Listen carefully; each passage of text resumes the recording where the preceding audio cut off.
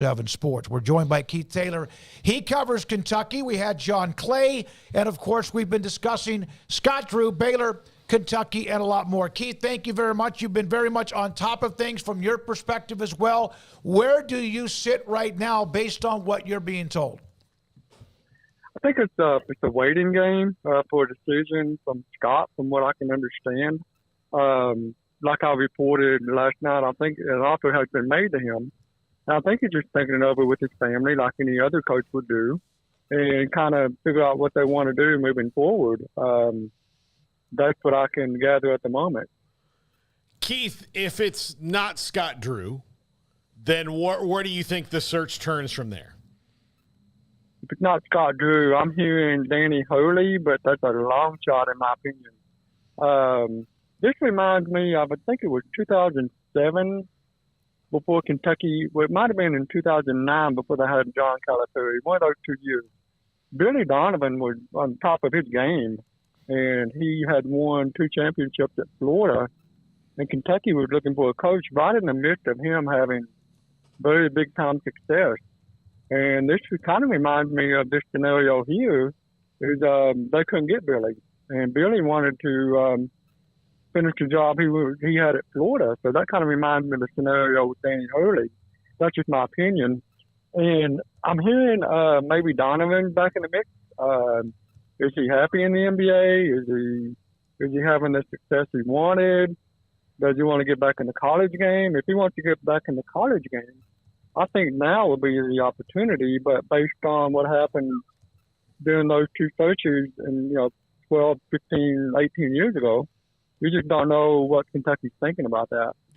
Keith, obviously Scott Drew has a legacy here, the 21 years, what he's done from what was a dumpster fire to national title. And even though the last 3 years have ended earlier than anyone thought, it's a program that every year could be among the top 10 and a team that has a chance to at least compete for a national title. Besides the obvious, a massive arena, Rupp Arena, a crazy fan base in a good and bad way, what does Kentucky bring to the table, you think, that will be the final straw if he decides to move to Lexington? I think, in my opinion, Kentucky's tradition. I mean, Kentucky is in the upper echelon. It's a blue blood program. And in my opinion, who would not want to come to Kentucky if given an opportunity? If it's a destination job for him, which is what I've been told, then I think you have to look at it. I mean, Kentucky has a tradition. They have 8 national titles, a program that Coach Rupp built, and it's been sustained. Calipari did a great job in the first 7, 8 years, 9. And I think it was his time eventually came up to leave and go somewhere else. But I think Kentucky has tradition. They have a following. I think Kentucky has a following that probably, this is not discounting Baylor, but Kentucky travels well. I mean, shoot, you go to Nashville to the SEC tournament, it's going to be 90, 95% UK fans. You go to an NCAA tournament game when they're on top of their game, you're looking at 80, 85%. I mean, you're looking at, they will draw. Kentucky draws. They draw at home and they draw away. Do you think that, John Calipari said this, they needed a fresh voice, that the way that Coach Drew has kind of morphed through the years over what system he needs to run, if he needs more, one and dones, or if he needs more transfers. Calipari wasn't necessarily doing it. He was kind of sticking to the same plan. They need somebody who's a little bit more flexible. I believe that's what Kentucky fans are yearning for, and I'm glad you brought that up. In the beginning with Calipari, people didn't mind the one and done. It was working. They were getting to the Elite 8, Final Fours, winning championships. But I think over the course of time, even with the transfer portal, the players got to become older. I mean, I've watched several games where Kentucky was basically playing, it was boys against men. So, and I think Kentucky fans are yearning for the 2 and 3 year players development. They want players that are here for more than 12 months or whatever. They want that familiarity. I've been around the program for a long time. I grew up watching the Wildcats and, people like, Kenny Walker, those type of players, I grew up watching them. Their name was brought up for 4 years. You knew your players, you knew who they were. And I think Kentucky yearns for that. I don't think we'll ever get back totally to that. But I think with the transfer portal at least 2 years, getting a couple of 3 years out of your freshmen, developing players, I think that's what they're yearning for. That's what they want. In your opinion, is Drew one of the few people who, with what is happening with the portal, those who committed who are now uncommitted, those who are asking for a release, and then again, those who might leave with attrition, is he one of maybe 3 or 4 guys that could get in there, hold that roster together, and actually make it better? I think he can. I think the big piece of that is he has got 21 years of coaching, so he's adapted to all kinds of scenarios. I mean, look at Coach K.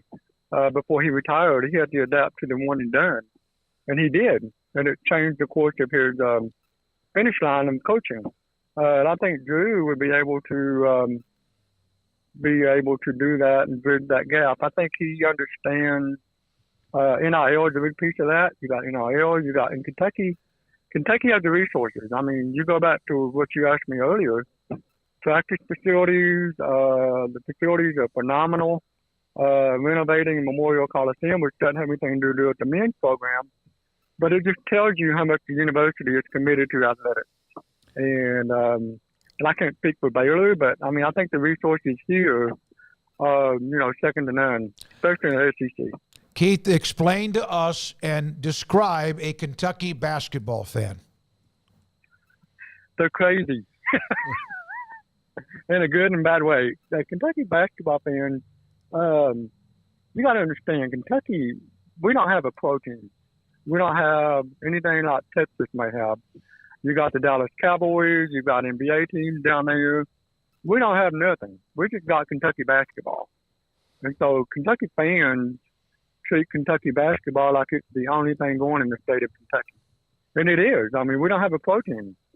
And I think that's what makes it very unique. They're so invested in the program. They care about the program. They want to see it succeed.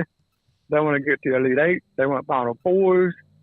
Look, they know you can't win every game, but they want to be in the picture in March. They want to be one of those teams in March. And that's why I said in the early years of Calipari, we were one of those teams. And it just kind of started falling off in 2020, 21. You had a losing season. And then you get back, you get Oscar Sheboy and those teams and, losing in the SEC tournament, losing in the NCAA tournament. Fans are not used to that. If they have a good team, they're used to making runs in a tournament. And I think that's what they're wanting is somebody who can bring back, that excitement and getting the team to the at least the Final Four in the tournament and championship. They like championship too. But I think, we've only got Kentucky basketball here. I'm telling you. I grew up in it, and I'm fortunate enough to be able to cover it. So that's what we have. Did you say that Kentucky fans don't think they have to win every game? I know what you mean by that, but it's a tough base, right? A fan base. Yeah, they expect you to win every game. I should have said, and I'll make that clear. They expect to win every game and win by 30 or 40 points. But I think they also realize that you can't do that. I mean, Calipari came within a whimper of doing it with that 2014-15 team. But true. I mean, that's true. I mean, they want to win every game, but I think they understand that you can't. But yeah. Is there a dark horse that we haven't mentioned as Coach Drew stays at Baylor?